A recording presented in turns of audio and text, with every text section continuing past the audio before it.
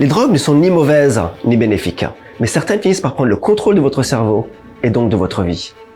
Un des moyens de remédier à ce problème est donc évidemment de comprendre leur mécanisme d'action. Lorsqu'on regarde l'effet des amphétamines ou de la cocaïne sur le noyau commun, la région du cerveau qui nous aide à déterminer ce que l'on aime de ce que l'on n'aime pas, nous remarquons que ces drogues changent le comportement de ces neurones de telle manière que l'individu en veuille toujours et toujours plus.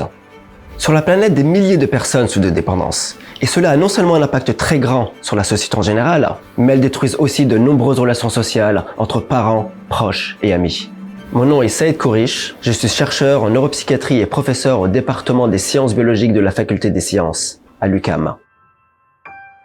Je suis fils d'immigrants et j'ai grandi dans un quartier dur et pauvre de Strasbourg en France, là où la drogue était accessible à chaque coin de rue et où elle détruisait la vie des jeunes, et bien sûr sans oublier leur famille.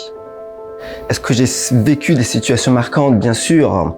Il n'y a rien de plus marquant justement lorsqu'on rencontre un ami, un proche ou n'importe qui d'autre qui nous accroche par exemple dans une cage d'escalier et qui nous demande de l'aider à lui administrer sa dose d'héroïne tellement il souffre.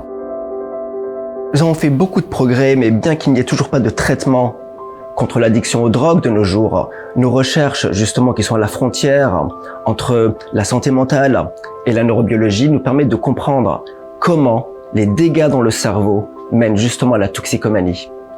Ce qui, je l'espère, mènera un jour à fournir une cure. Lorsque j'étais en postdoctorat à Montréal, ma professeure Jane Stewart, une pionnière sur les recherches dans l'addiction, me disait toujours « Lorsque tu cherches quelque chose de précis, garde l'œil ouvert ». Ça signifie qu'il ne faut pas vraiment s'imaginer que l'on va trouver les réponses là où on les cherche, mais plutôt que ce qui importe, c'est le sens de l'observation.